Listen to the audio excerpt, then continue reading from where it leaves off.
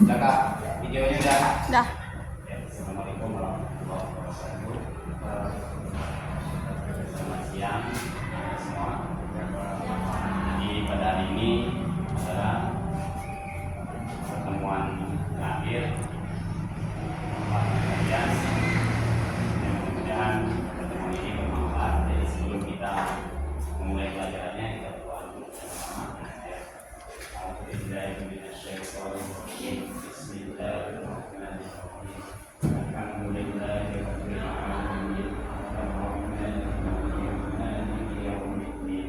Iyyaka na'budu wa iyyaka nasta'in. Ihdinas siratal mustaqim.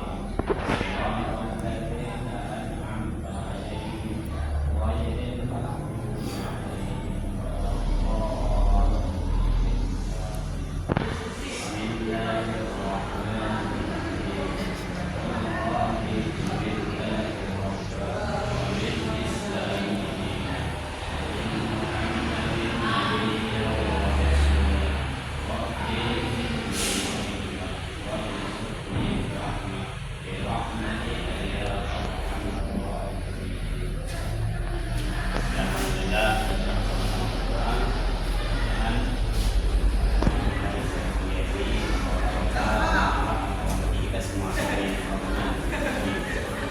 Jadi anak-anak semua, insya Allah di siang ini kita akan membahas tentang peradaban Islam ilmiah.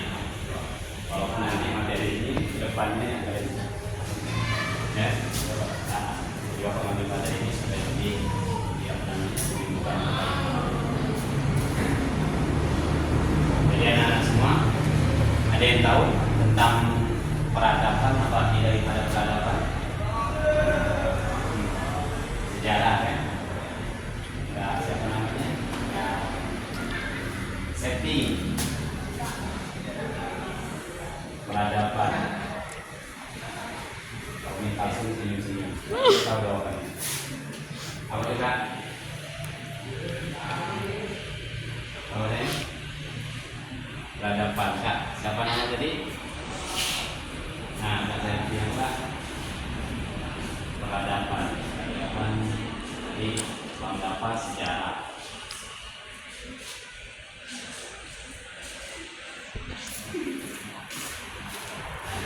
Nah, jadi peradaban itu adalah suatu proses ya, membentuk satu sistem atau keadaan satu kelompok atau individu atau manusia ya, sehingga terbentuk sistem yang baru peradabannya. Contoh seandainya sosok ini dulunya tidak ada sekolah, adanya sekolah maka terbentuklah peradaban yang baru. Apa buktinya? Dari bangunan adanya fisik, adanya bukti sejarah secara tekstual ataupun secara fisik ya, sekolah atau madrasah atau peninggalan sejarah seperti kita di sosoknya atau peninggalan orang tua mereka. Saya buka Septi. Kalau di Kayan itu ada keraton kan? Pernah ke keraton Kayan? Pernah? Tidak unik pernah? Bang pernah? Nah, itu keraton Kayan itu bagian daripada peradaban. Ya. Keraton Sanggau, keraton Sanggau, pernah ke keraton Sanggau? Nah, itu juga bagian daripada peradaban. Dulunya Islam itu mungkin mohon maaf, Sanggau mungkin dulunya alirannya tak apa namanya tidak Islam. Akhirnya keraton di Sanggau itu, sehingga bahwasanya peradaban jadinya berubah, adanya tatanan yang lebih struktural. Berapa menit? Ya? Nah, jadi kakak baca aja dulu, Kak Umi langsung baca tujuan pelajaran ini. Fokus suara.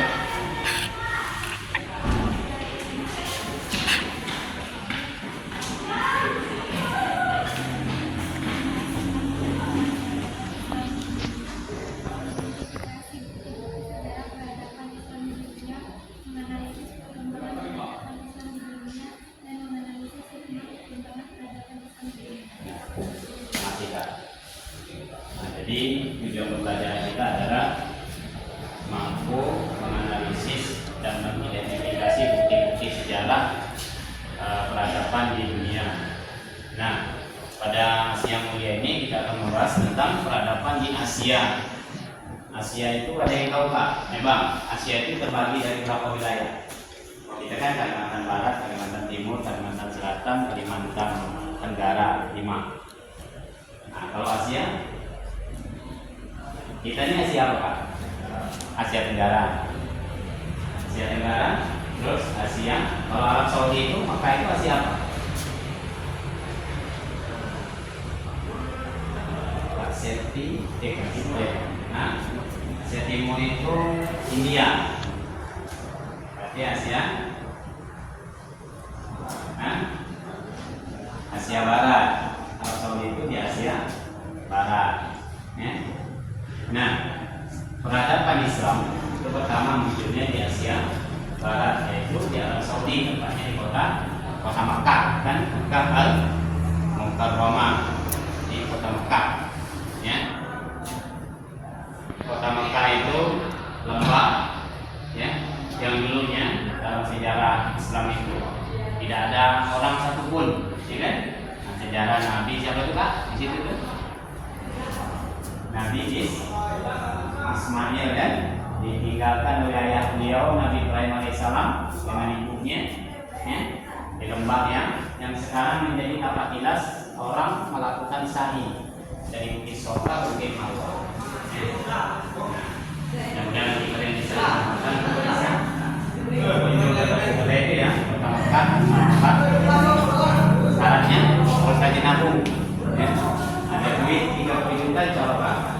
Ya. Sekarang ada jalur mandiri 25 juta, 20 juta Pak. Ada Kak Umi ya. Nah, kita di Asia Tenggara itu adalah tempat yang paling sentral di Asia. Mengapa? Karena pertemuan dari semua jalur internasional. Ya. Nah, makanya di Asia Tenggara itu menjadi titik sentral perkembangan Islam setelah Bani Abbasiyah dengan Bani Umayyah. Ya. Jadi dulu Islam itu kan itu awalnya besar. Setelah peninggalan Rasul meninggal itu redup. Nah, mulai zaman khalifahnya Umar bin Khattab itu dibangkitkan Islam. Ya. Beliau melebarkan sayap kekuasaan Islam itu sampai ke daerah Palestina. Yang sekarang sedang ribut terus. Ya. Nah, Asia Tenggara yang kita ini, ya, Asia Tenggara ini, mengapa dikatakan sebagai titik sentral? Karena hasil dari peradaban Islam terbesar setelah Arab Saudi itu adalah Asia Tenggara. Ada tiga negara yang paling besar, yaitu Indonesia, Brunei, sama Malaysia. Ya. Malaysia, Brunei, sama Indonesia. Bahkan Indonesia itu muslimnya berapa? Kalau dikalsul 85% dari jumlah penduduk, ya, 85%. Berarti kalau penduduk kita 280 juta, kalau 85% kurang lebih 280 juta kan? Itulah Muslim di Indonesia. Makanya Asia Tenggara itu menjadi negara atau kesatuan pulau yang kuat Muslimnya dari hasil peradaban. Nah, peradaban inilah, ya, yang membawa perubahan di Indonesia. Ya. Apa perubahannya? Indonesia itu agamanya apa itu Pak? Sebelum Islam datang? Buddha, Hindu, apa lagi? Yang punya agama itu apa namanya Pak? Apa namanya? Aliran apa namanya? Nah, namanya Pak? Orang yang tak punya agama.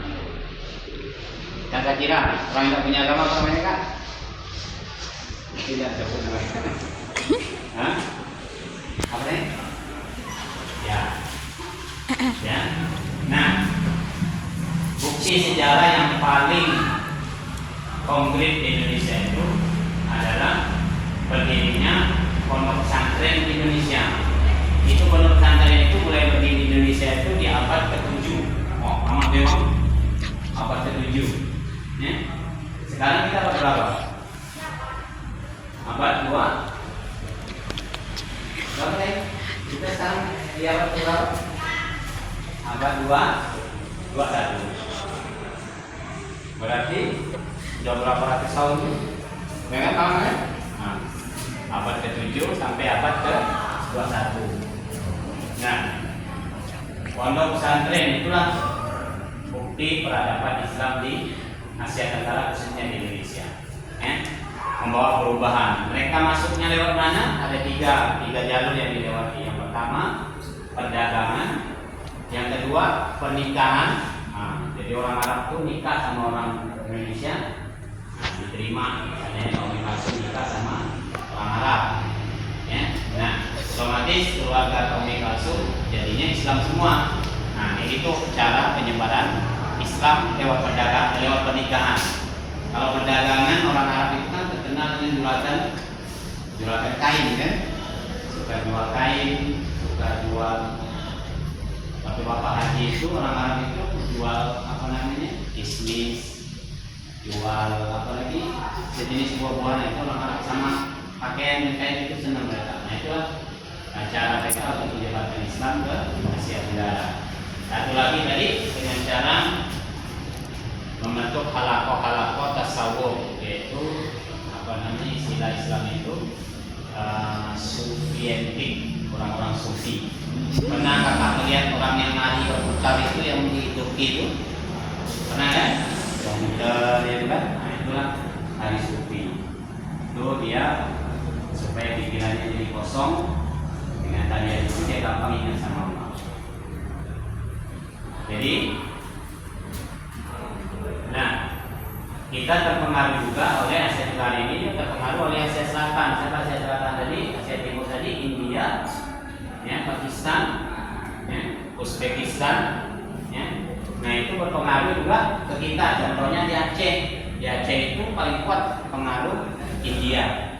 Ya, makanya orang Aceh itu mukanya mirip-mirip India. Ada orang Aceh, orang Melayu ke orang Aceh, Kaumi. Orang Minang, orang apa ya?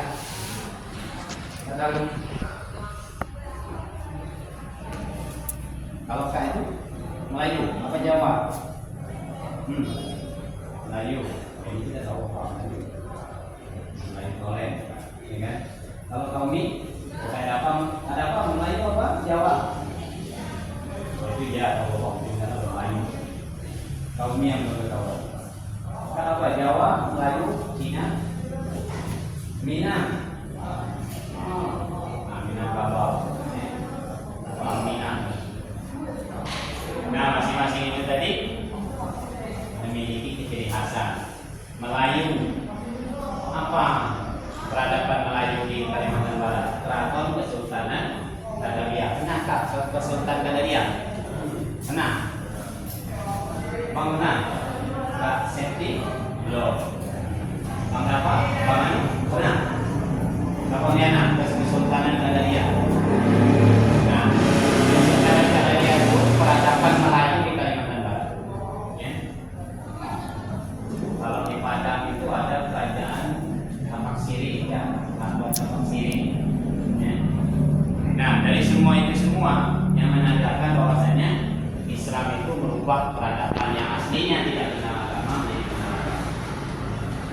Nah, anak-anak semua yang dimuliakan oleh Allah, ya.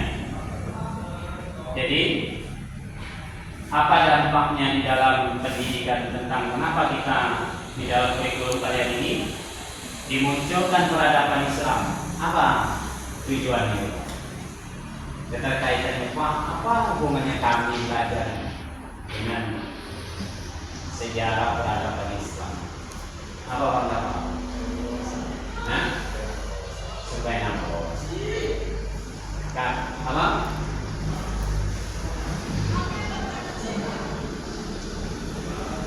Kenapa nambah wawasan?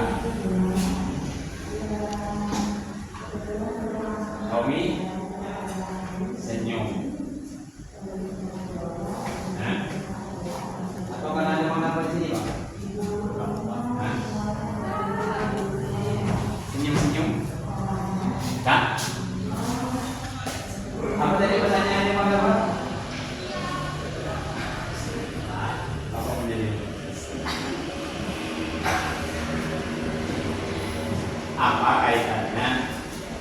kita sebagai siswa kok belajarnya sejarah peradaban Islam? Apa? Kuliah. Apa? Jadi kuliah. Apa?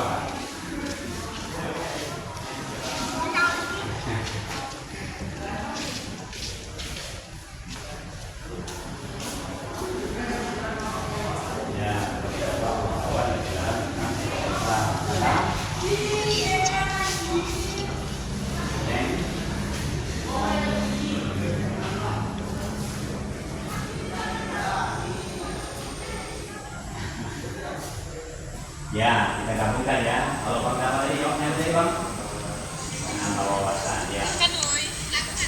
Kalau memang Pak, kalau kita ingin tahu sesuatu itu, kita harus memang memahami sejarahnya. Kayak ini, tadinya Abang ingin kenal dengan Pak Septi. Ya kita harus tahu sejarah beliau, Pak. Kalau Bapak beliau, ya kan?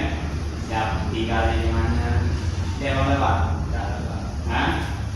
Tinggalnya di mana, ya kan? Terus saudaranya berapa, ya?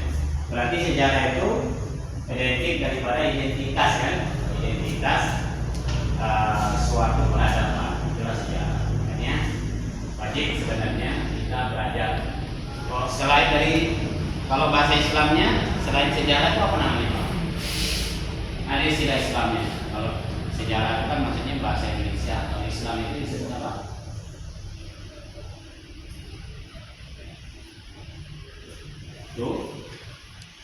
Turas. Apa namanya tadi? Turas. Ya. Nah, turas itu sejarah yang memiliki nilai histori keilmuan. Ya. Jadi sejarah memiliki nilai histori keilmuan. Itu disebut dengan turas. Nah, anak-anak semua yang dimuliakan oleh Allah, kita coba ya praktik. Ingat tadi yang Bapak sampaikan ya. Nah, pertanyaannya nih. Tahu ini tak? Nah, wilayah Asia Tenggara itu masuk berapa negara dulu? Asia Tenggara kita nih, itu kan ada ASEAN tuh. Nah, apa nggak ini? Ayo.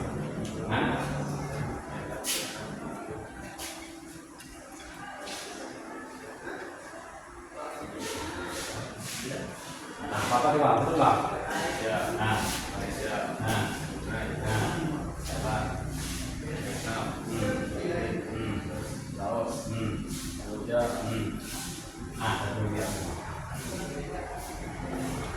Nah, apakah tambah satu ini kak? Persepsi. Nah, itu sama Timor Leste. Jadi 10 dari bulan dengan Timor Leste. Ya, itu wilayah Asia Tenggara Dunia. Nah, Indonesia. Jadi yang satu rumpun dengan kita itu ada Malaysia, Brunei Darussalam, apalagi ada dua masih yang satu rumpun dengan kita, Thailand sama Vietnam. Nah itu yang Melayunya itu satu hampir dekat bahasanya dengan kita, ya. Walaupun dia lebih cenderung ke bahasa Melayunya Malaysia. Kalau bahasa Melayu Malaysia itu dengan bahasa Melayu Pontianak, tak Septi pandai ke bahasa Melayu Pontianak. Nah kemana itu? Ya kan? Nah kemana itu? Nah, ya. Siapa itu? Ya kan? Naomi, ya kan? Atau yang paling lucu peradaban Melayu itu, kalau dia nyuruh kita mampir ke rumahnya, itu bahasanya kemana? Orang Melayu. Dia lewat nih, dia manggil. Nah, nyuruh main ke rumahnya, bahasa Melayu yang paling unik. Itu aneh, pertama mikir.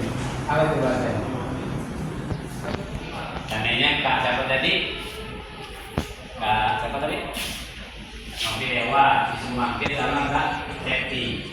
Bahasa Melayu yang paling unik itu apa itu Kak? Tak singgah ke itu, aduh, iya kan? Nyuruh mampir, tapi bahasanya dia lewat kemana tuh? Ada, tak singgah ke itu, ada, ya kan? Dia bilang mau kemana tuh? Ada unitnya peradaban Melayu.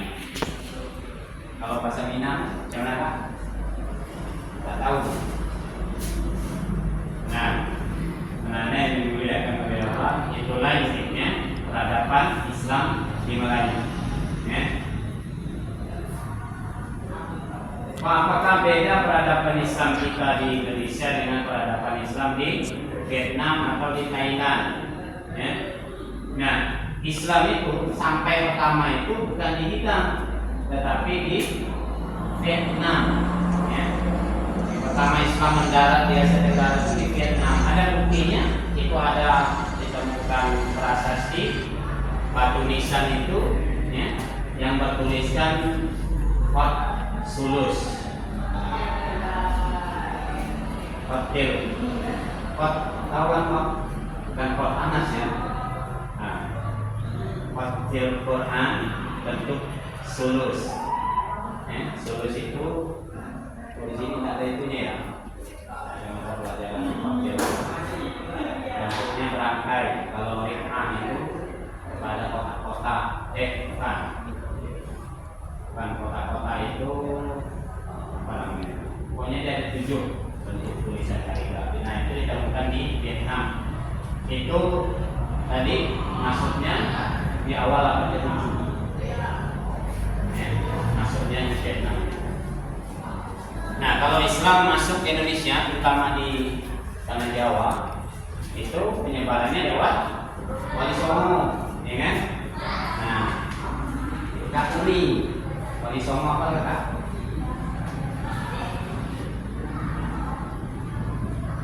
Ada yang apa Kak? Wali Songo, Wali itu kasih apa? Songo itu bahasa Jawanya apa? 9. 1, 2, 3, 4, 5, 6. Kita coba loh, Kak, siapa tadi? Wali Songo namanya Kak? Di antara 9. Siapa yang Kakak ingat? Kita sambung dari sana sampai ke Kak Sakit.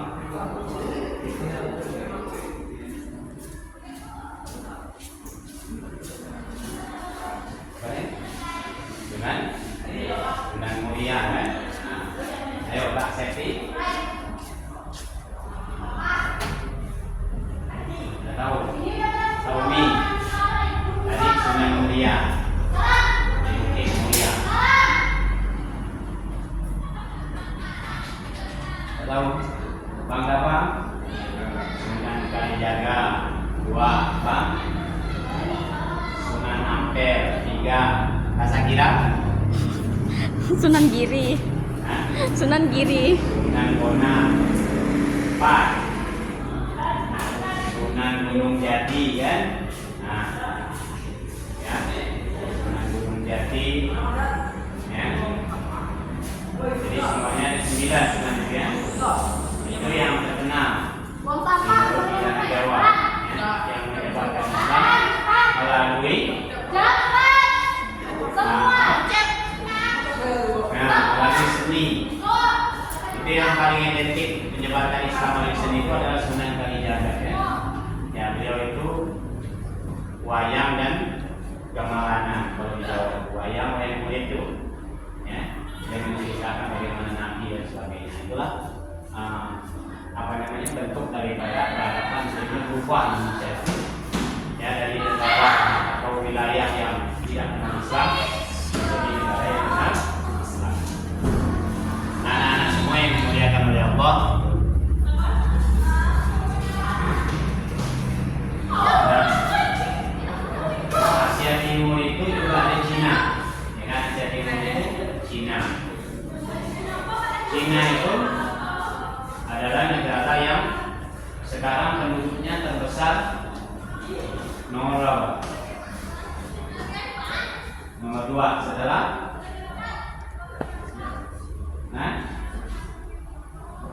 angka kelahiran Cina 1 menit itu lahirnya 22 orang anak. 1 menit 22 anak. Indonesia 1 menit 11 anak. Ya, per 1 menit berarti 1 jam berapa?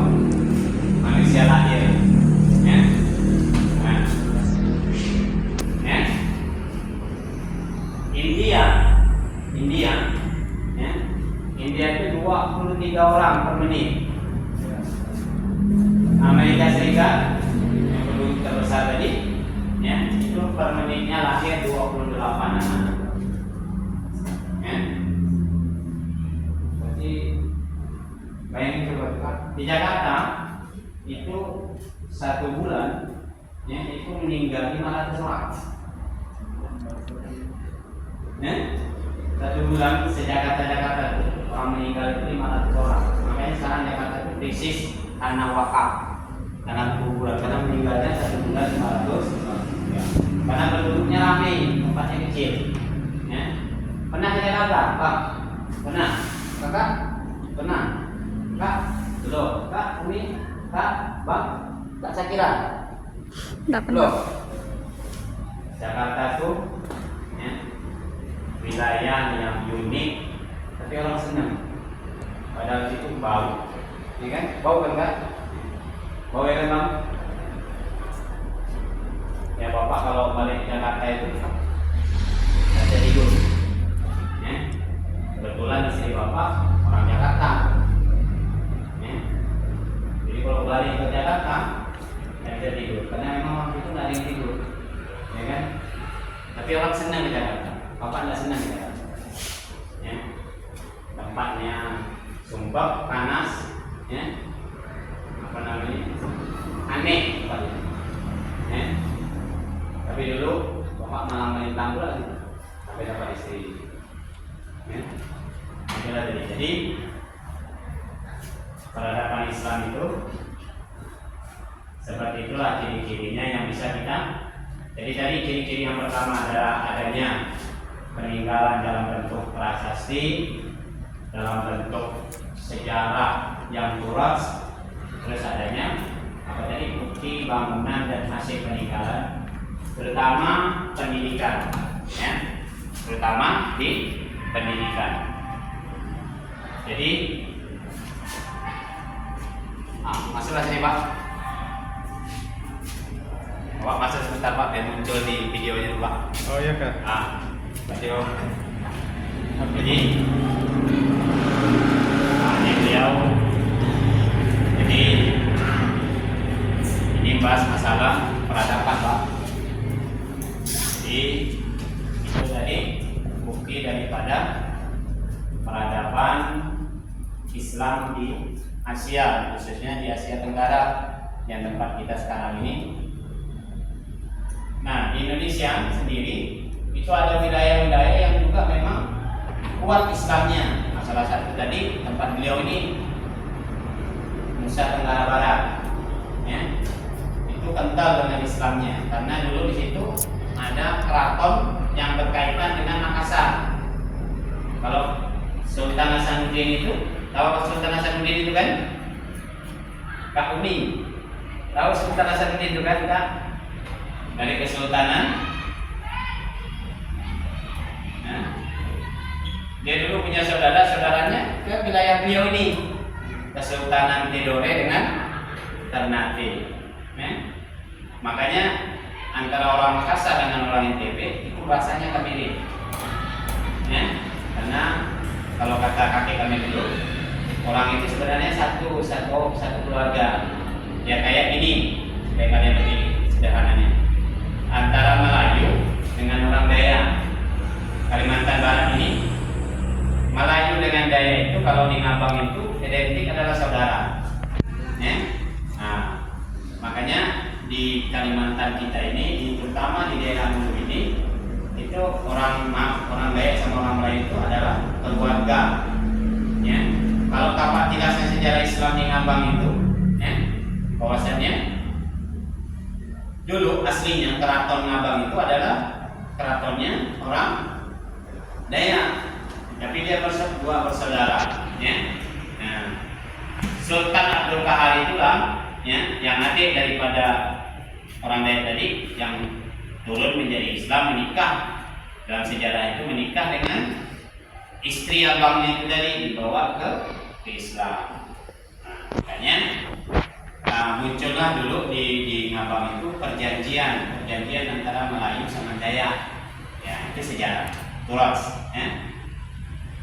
Jadi makanya wajah orang Melayu khususnya wilayah timur ini, Pak, itu wajahnya mirip-mirip sama orang Dayak karena dia dari satu nenek. Ya, yang daerah ini tadi Pak, daerah pantai timur ini. Ya. Makanya kalau di sini itu Melayunya itu begitu acara itu banyak orang Dayak juga yang datang kan, karena keluarganya banyak dari. Nah, makanya Melayu Kalimantan Barat, wilayah timur ini, pantai timur ini identik putih kayak putih dibilang Cina ada juga. Nah itu seperti itulah kaca apa namanya, safety putih. Nah, ya. Kalau abang beliau ini identik dengan Melayu Tayan kan, orang Tayan. Ya. Nah, anak sampai di sini ada yang mau dipertanyakan terkait dengan mumpung ada juga beliau nanti kalau bapak tidak bisa jawab kan beliau bisa jawabnya. Nah, ya terkait dengan sejarah perkembangan Islam dunia khususnya di Asia Tenggara. Ya. Ayo Kak Septi, Kak Umi. Kak Umi ini bukannya orang Padang Pak? Padang Pariaman Kak? Padang Pariaman? Tidak tahu? Ya. Kalau istilahnya Padang kelahiran kosong, ya kan? Bapak Padang kan, Mak Padang kan? Mama, Bapak. Berarti setelah Padang kelahiran sosok. Ayo, ada yang mau ditanyakan, Bang, Kak, terkait dengan materi ya, peradaban Islam di ya. Tadi bukti yang otentik di Indonesia itu disebarkan oleh Wali Songo, ya, masuknya lewat perdagangan, lewat pernikahan, sama dakwah halaqah. Seperti Wali Songo itu dakwah halaqah. Kalau daerah pesisir Aceh, pesisir Sumatera itu masuknya lewat dua, yaitu perdagangan dengan pernikahan. Ya. Sama juga masuknya ke Kalimantan Barat itu pernikahan juga. Ya, Islam masuk ke Kalimantan Barat itu melalui pernikahan. Keraton tertua Kalimantan Barat itu Keraton Amantubilah di Mempawah. Nah, Mempawah itu juga aslinya kerajaan daripada orang Dayak. Nah, dulu orang Dayak itu tidak punya panglima, maka ada panglima waktu itu dari tanah Makassar itu namanya Daeng Menambun. Nah, Daeng Menambun itu menikah dengan anaknya Raja Dayak tadi, maka keraton itu diwariskan. Makanya keraton tertua Islam di Kalimantan Barat itu adalah Keraton Amantubilah. Nah, anaknya Daeng Menambun itu nikah dengan Syarif Sultan Abdurrahman Al-Qadri. Ya, sultan daripada kota Pontianak. Ya. Nah, dari situlah berkembangnya peradaban Islam. Makanya peradaban Islam di Kalimantan Barat masuknya juga dengan pernikahan. Dari mulai Daeng Menambun tadi menikahi anak orang Dayak tadi, anaknya Daeng Menambun dinikahi sama Syarif Sultan Abdurrahman Al-Qadri yang tadi Keraton Qadariyah di Pontianak itu. Ya. Nah, jadi Pontianak identiknya jadinya dua hasil dua suku, yaitu dari keturunan Bugis sama keturunan Arab. Munculnya Nakman. Munculnya Nakman, ya kan? Makanya orang Arab bingung. Arabnya Kalimantan Barat kok warnanya kuning, berarti artinya lambangnya bajunya kuning. Nah, karena identik sama Makassar sama Bugisnya. Sebenarnya orang Arab itu kalau kita lihat turafnya, orang Arab itu tidak boleh baju kuning, ya kan Pak? Nah, tidak boleh baju kuning. Tetapi di Kalimantan Barat orang Arabnya malah baju kuning. Ya. Itu terkontaminasi dengan suku Bugisnya karena istri beliau adalah orang Bugis, anaknya Daeng Menambun. Pernah dengar sejarah Lancang Kuning itu kan? Nah, Lancang Kuning itu berlayar dari Keraton Amantubilah menuju ke kota Pontianak. Ya. Nah, itu turasnya Kalimantan Barat kita. Ya. Dari Pontianak itu di Kuala Jungkat itu dari Dum Meriam. Dari sejarah namanya Pontianak, dari Kuala Jungkat itu dulu sering ketawa kuntilanak, gitu kan? Nah, makanya didung pakai meriam, dung gitu kan. Jadi kuntilanak itu hilang. Nah, dalam sejarah Kesultanan Pontianak, meriam itu 2 kali ditembakkan oleh Sultan Syarif Abdul Rahman itu, pakai lancang kuning itu. Tembakan pertama tadi untuk mengusir suara-suara kuntilanak tadi. Tembakan yang kedua, titik itulah menjadi titik Masjid Jami Qadariyah. Jadi meriam itu nanti dicari di hutan, Pak, mana meriam itu meledak, nah situlah. Nah itulah turutnya Melayu Kalimantan Barat. Ya.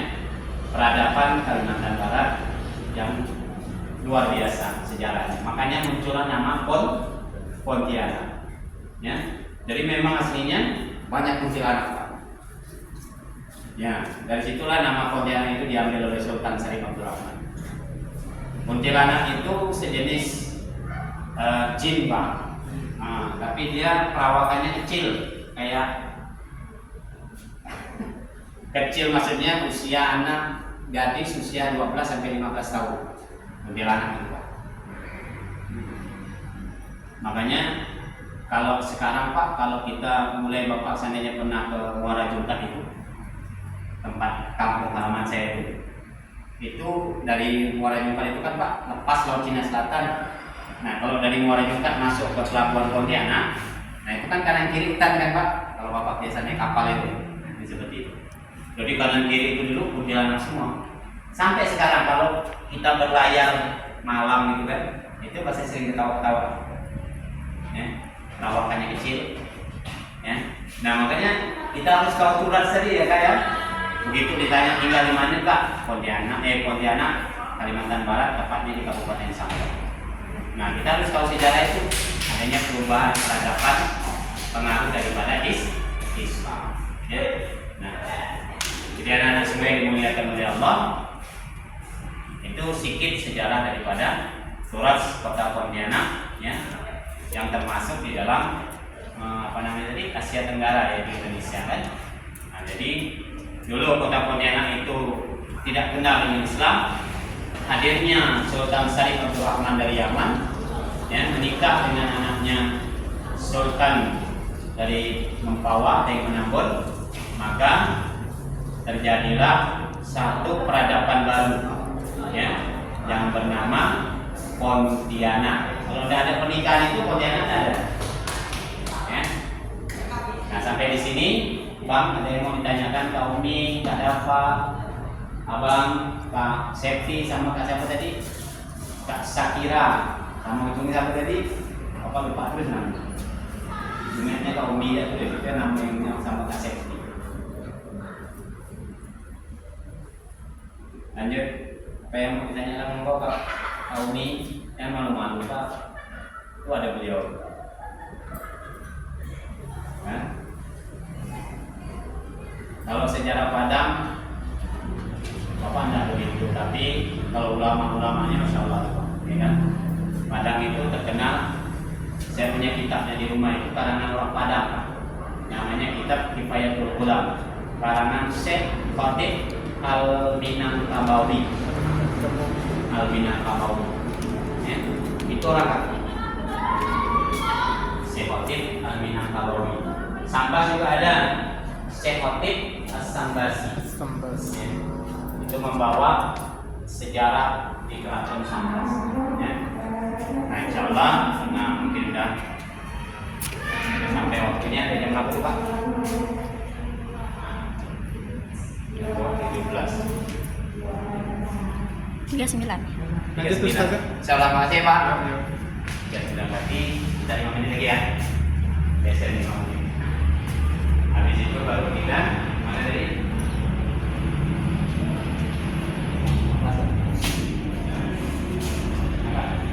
Apa yang mau ditanyakan, Bang?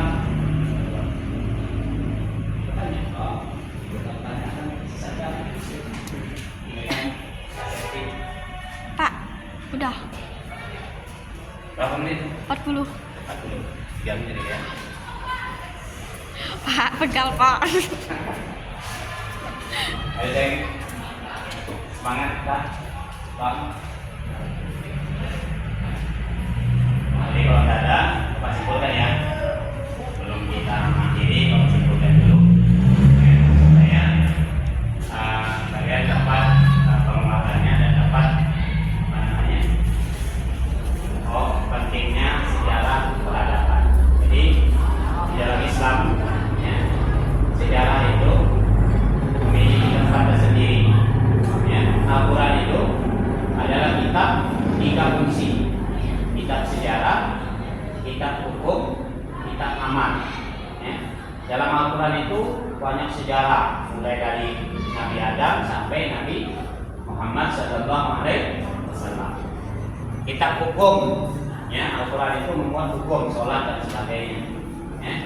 Kitab perintah, di dalamnya banyak perintah sholat dan sebagainya. Ya. Nah, makanya sejarah itu menjadi penting di dalam Islam itu. Apa tujuannya, apa manfaatnya? Yang pertama adalah kita mengerti asal usul, itu yang paling dominan. Ya.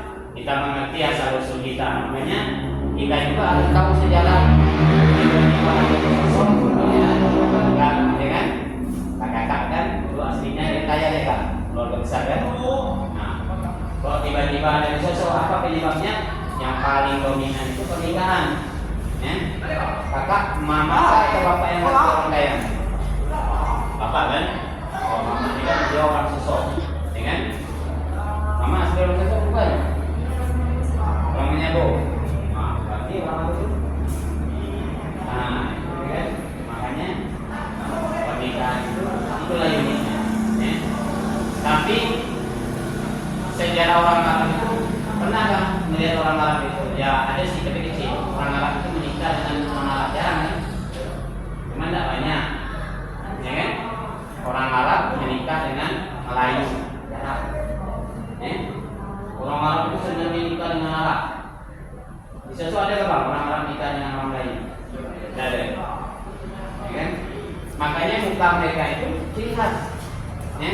Hidungnya mancung, ya kan? Matanya kayak mata kakak besar gitu kan.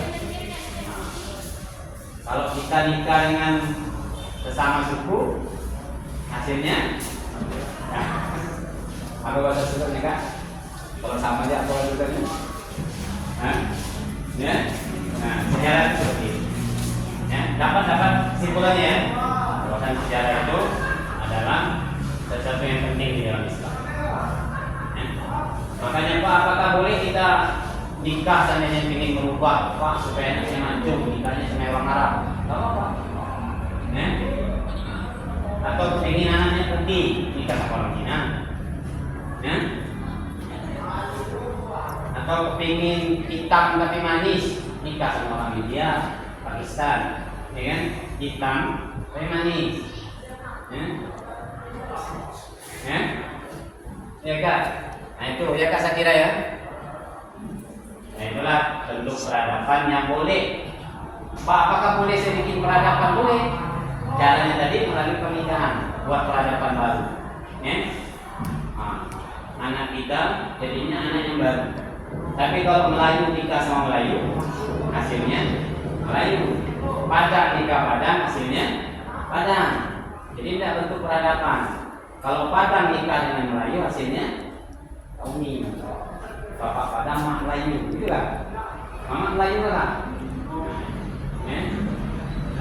Dari beliau ini, mamanya orang ya, bapaknya orang Melayu, hasilnya Kak Sekti. Kalau kakak aslinya Melayu semua. Bapak dia juga. Mama Daya, bapak Melayu.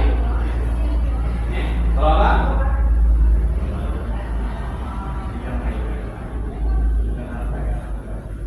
Turunan Arab. Paham lo? Hah? Apa? Apa dulu? Oke. Orang Arab. Paham lo? Kalau apa? Mundi, Melayu. Ya, emaknya orang kaya, bapaknya orang sederhana. Ya, kenapa? Mama yang kaya ya? Mama kaya. Kalau Kak Sakira, mama mana? Daya. Daya. Bapak? Melayu. Melayu. Ternyata semuanya tidak ada yang asli itulah peradaban. Ya. Untungnya di mana peradaban itu kakak dapat dua keluarga kan? Keluarga dari Dayak dapat, keluarga dari Melayu dapat. Kalau kita nikah sama Melayu, hanya dapat keluarga Melayu. Ya. Nah, jadi kalau nikah samanya dengan orang Arab, pasti dapat keluarga Arab. Orang Arab itu susah dia nikah. Ya. Sekarang 3 juta perempuan Arab itu tidak nikah. Mengapa? Terlalu mahal. Ya. Menikah sama perempuan Arab itu kita perlu dana 2 miliar. Ya. Ya. Mahal. Makanya kalau di Arab itu bapak balik dulu sama tukang taksi, dia nanya Indonesia, nah, dia bilang apa? Kita wahid bima, kita wahid Indonesia itu mesti satu rumah. Antum arba, ini yang tukang taksi, kaya pada itu. Bayangkan kalau istrinya 4, berarti dia butuh dana 8 miliar dikali. Pak, udah kah Pak? Pak, bolehkah seperti itu dalam Islam? Boleh. Maksudnya perempuan itu pakai harga yang mahal. Ya. Tapi sebaik-baik perempuan adalah meringankan mahalnya kepada calon suami. Tapi jangan murah-murah benar kan? Terus apa bang? Kita rezeki jangan. Ya. Nah, minimal, ya. Nabi dulu melamar Siti Khadijah itu, ya kalau ditaksir sekarang itu 4,3 triliun. Mahal. Makanya kakak nanti kalau dilamar sama orang sekolah tuh, ya minimal 45, ya. Ya. Nah, inilah minimal itu cincin berlian, ya, yang harganya 25 juta, ya. Itu standar perempuan. Ya kan? Pak, udah kah Pak? Tapi ini dia juga suaminya, kalau suaminya Maknya. Ikhlas Pak, 10 tahun sudah. Ya. Insyaallah ini mungkin yang bisa Bapak sampaikan. Terima kasih ya atas perhatiannya. Mudah-mudahan pertemuan ini bermanfaat. Dan mudah-mudahan kita ketemu lagi di lain kesempatan lagi. Harapan Bapak kalau Bapak sudah hendak kesini lagi, ya ketemu di jalan masih apa, ya nanti saya Idul Fitri mau main dengan Bapak, silakan. Ya kakak ini tahu. Apalagi kakak dari sering jadi apa namanya, mudah-mudahan anak semua menjadi anak yang soleh dan solehah, ya, yang nanti menjadi penerus daripada peradaban Islam, minimal menciptakan generasi yang Islami, ya, lingkungan kita Islam, keluarga kita Islam. Nah, Bapak, begitu nanti kalian menikah, ya, menciptakan generasi yang Islam, ya kaum ya. Nah, dari suami yang soleh, ya, yang bisa membawa kita ke surga. Jangan dari suami yang salah. Itu nanti kita sama-sama kepaling, bukan? Salah ya. Nah, Bapak akhiri, mari kita sama-sama berdoa. Mudah-mudahan pertemuan ini barokah. Bang, dapat ini doanya bang.